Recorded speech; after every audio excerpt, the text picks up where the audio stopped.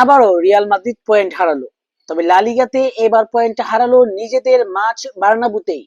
সর্বশেষ লা লিগা ম্যাচে রিয়াল মাদ্রিদ হেরেছিল মায়োর্কার বিপক্ষে, তবে সেটা ছিল অ্যাওয়ে ম্যাচ।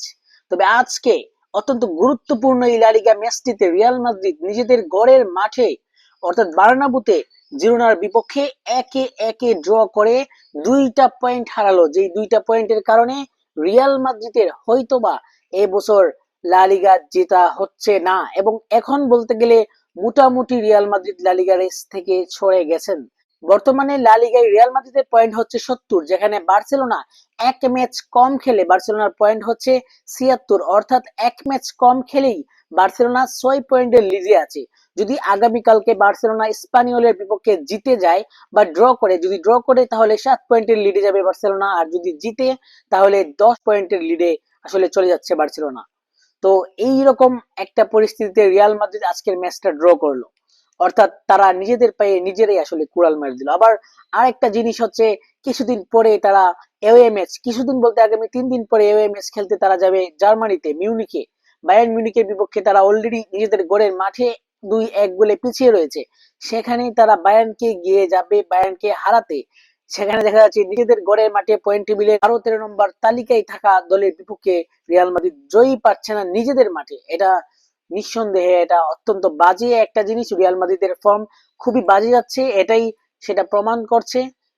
যদিও রিয়াল মাদ্রিদ অ্যাটাক কম করেনি, সত্য কথা বলতে গেলে পুরো ম্যাচে মনে হচ্ছিল রিয়াল মাদ্রিদ কম করে হলো 5-6টা গোল দিতে পারতো, কিন্তু প্রতিপক্ষের গোলকিপারের অতি মানবীয় পারফরমেন্স এবং রিয়াল মাদ্রিদের স্ট্রাইকারদের কিছু ভুল, যার কারণে আসলে রিয়াল মাদ্রিদ ফলাফলটা অর্জন করতে পারলো না। তবে যে গোলটা রিয়াল মাদ্রিদ খেলো, এগুলি আসলে রিয়াল মাদ্রিদের ডিফেন্সিভ কিছু ভুল আসলে ছিল। রিয়াল মাদ্রিদ এই গোলটা নাও খেতে পারতো। জিরোনার সাথে আজকে হারের পর রিয়াল মাদ্রিদের ফ্যানরা হয়তো এই বছর লা লিগার স্বপ্ন আর দেখছে না, এবং হয়তোবা রিয়াল মাদ্রিদ ফ্যানরা অলরেডি বুঝে গেছে যে তাদের এই সিজনেও আসলে ট্রফি লেস থাকতে হবে। এই সিজনে ট্রফি লেস থাকলে এটা হবে রিয়াল মাদ্রিদের টানা ব্যাক টু ব্যাক দুইবার ট্রফি লেস সিজন। আমি জানি না রিয়াল মাদ্রিদের সাম্প্রতিককালে এইরকম কোন সময় গেছে কিনা যে টানা দুইটা সিজন রিয়াল মাদ্রিদ ট্রফির দেখাই পাচ্ছে না।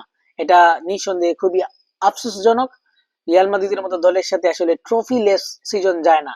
তবে কি করার, বর্তমান সিজনে তারা যে বাজে পারফর্ম করতেছে, এই পারফর্ম দিয়ে আসলে রিয়াল মাদ্রিদ ট্রফি জিততেও পারবে না। যাই হোক, আগামী 15 তারিখ দিবাগত রাত মিউনিখে রিয়াল মাদ্রিদ মুখোমুখি হবে বায়ার্ন মিউনিখের বিপক্ষে।